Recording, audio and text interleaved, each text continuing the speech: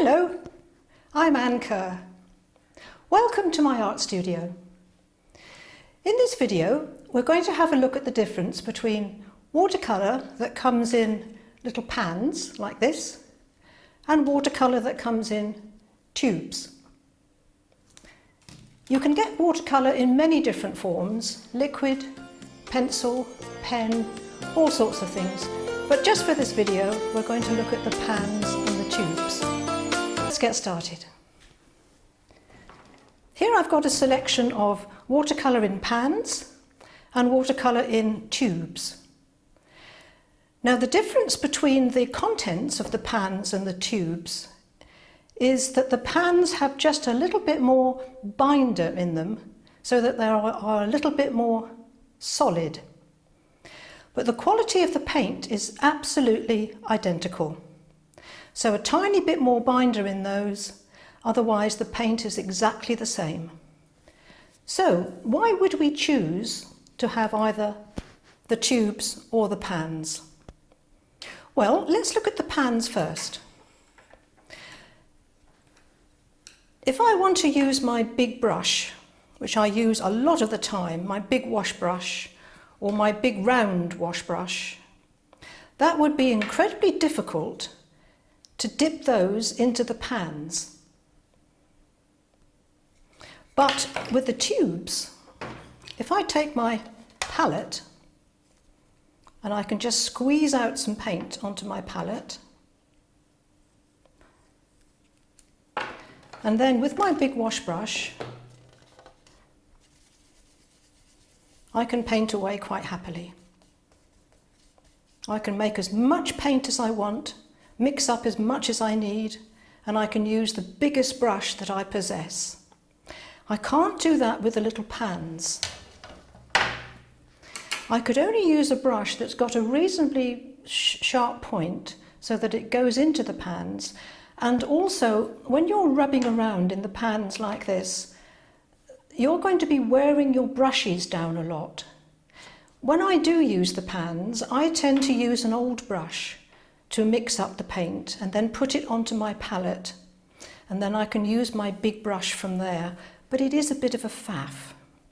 I would rather just have the paint in the tube, pop it onto the palette like that, and then I can use my biggest brush without any problem whatsoever. Now, having said that, the pans can be incredibly useful because when I'm travelling with my art, I do a lot of travelling and I take my little pan box with me. Now, all these little pans are removable. So I can put in whatever colours I want and take out the colours I don't want for wherever I happen to be. If I'm in the Mediterranean, then I might have different colours than if I'm in the UK. You can also buy these little pans. You can buy packets of empty ones. So you can put empty pans in here and you could squeeze in whatever paint you want. You don't have to go with the paints that come when you buy the little box. You can put your own in. Now, I find this little box incredibly useful and it is very, very light. So when you're putting it into a suitcase, there's hardly any weight in that at all. So yes, I do use pans, but usually only when I'm travelling.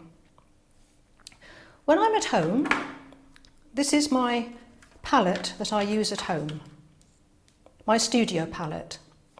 Now, all these containers, I suppose they are a bit like pans, but they're much bigger. And also, I can fit my big brushes into here.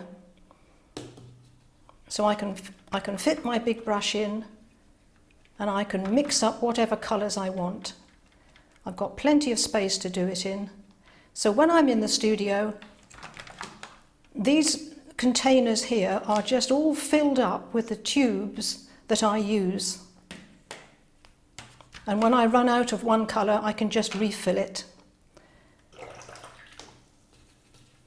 Plenty of space here for mixing things up.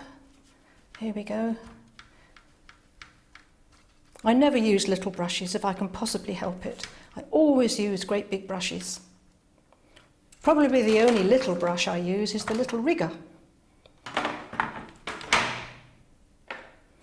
So that might give you an idea of the difference between pans and tubes. As I said before, the quality of the paint within them is no different. These just contain a tiny bit more binder to make them more solid. But when you've got pans in a little container like this, all you need to do to start painting is to have a little bottle of water, a little squirty bottle of water, and just squirt them with the water, and they very quickly soften up.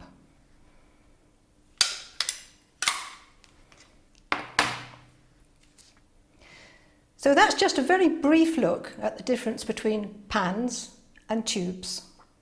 Tubes, personally, I think, are more versatile. You can do more with them. But the choice is yours.